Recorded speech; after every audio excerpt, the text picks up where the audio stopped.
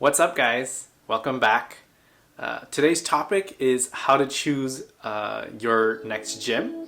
Why I'm doing this is because, as you would know from my last video, our membership ended at Cardiologique. So we went to visit, I went to visit two other gyms to kind of compare and see if we want to stay, if we want to go. We visited to know which one would be the best for us, the best fit. So I have a few criteria when choosing a gym that I think are pretty good for most people.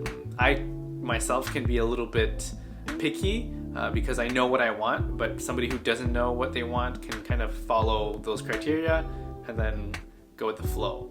So the first criteria that I have is the budget. So does this gym fit my budget? Am I able to save by going to that gym?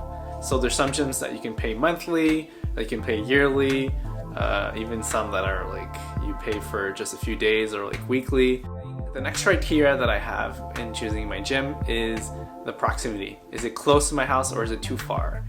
If it's easy access by bus, metro, it's great for me because I don't currently have a car. So if I have to use a car to go there, that's a big no-no because I don't have a car. Also, just time-wise, how long is it going to take me to get there? Is it 30 minutes? It has to be less than 30 minutes. I like to have a gym that's within like 2 or 4 kilometer range, that if I wanted to bike there in the summer, easy to do. I can even walk if I really wanted to, or run there. So it has to be fairly close.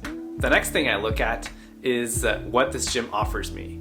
I am super picky in what I want to get in a gym because I know what I want. That's different for everybody. Some people just want to go follow like a circuit, follow each machine and like be out of there in 30 minutes.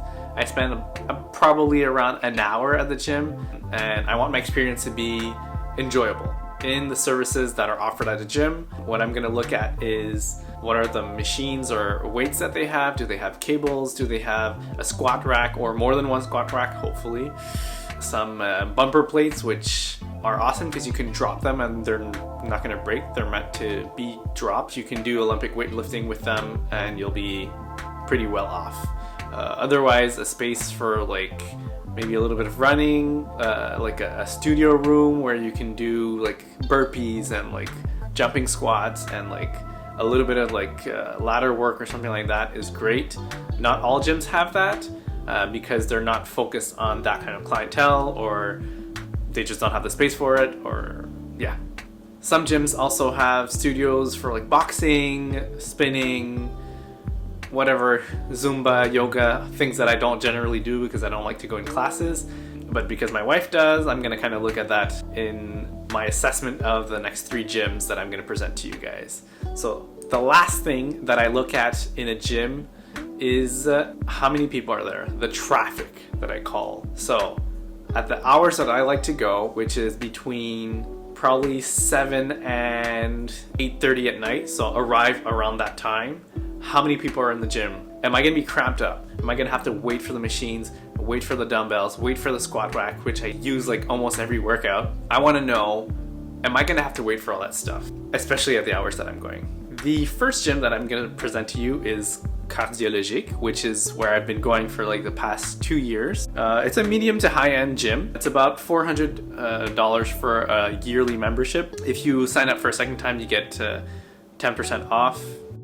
It's 2 kilometers away from my home, which means I can run there, I can walk there, I can bike there easily. It's just a few metro rides away, which is awesome.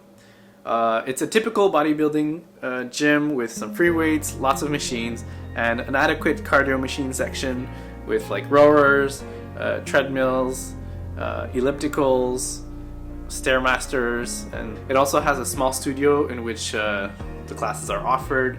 They have like some kind of like cross training type of class, Zumba, boxing, high intensity stuff, and spinning. Depending on what you would like to do there isn't a lot of traffic overall, even if I go at like 5 p.m., which is probably peak hour for most gyms. It's not a huge gym, but at peak hours you will see maybe 30 or 40 members in the gym at the same time, and there's enough space for all those people. So what makes this gym special is that it's a small community. The people say hi to each other, and the staff are really friendly. They get to know you, they say hi, they become part of your life. Now, the Nautilus gyms are high-end gyms. There's about 38 in Montreal, and when you get a membership, you can go to any of them. So a membership is for a year is $650, but if you go 3 times a week, it's $415 with the Boomerang membership. So the Boomerang membership docks off $1.50 every time you go to the gym. If you go to the gym at least 7 times in a week, you will pay under $200 for a membership in the year, which is really great for a high-end gym.